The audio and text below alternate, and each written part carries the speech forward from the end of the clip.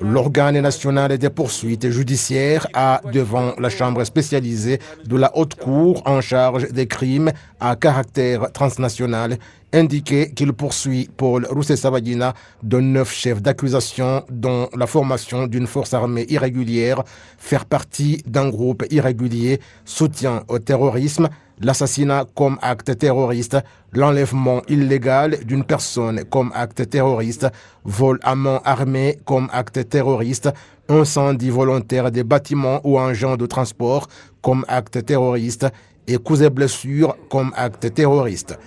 Le parquet indique qu'il est poursuivi comme auteur de ces crimes terroristes commis par les combattants du groupe terroriste MRCD-FLN en tant que dirigeant, même s'il n'a pas participé aux attaques, ajoutant qu'il demande pour lui la peine extrême, à savoir la peine de réclusion à perpétuité.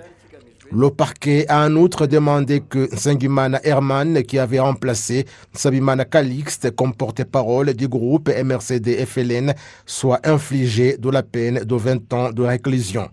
Il est poursuivi de faire partie à une force armée irrégulière et faire partie d'un groupe terroriste. L'organe national des poursuites judiciaires a dit que si Nsengimana a avoué devant le parquet et la police judiciaire d'avoir été dans la force armée de FLN et qu'il a demandé pardon et qu'après il a tout nié et plaidé non coupable, cela ne lui accordait pas l'atténuation de la peine et que sa défense est sans fondement.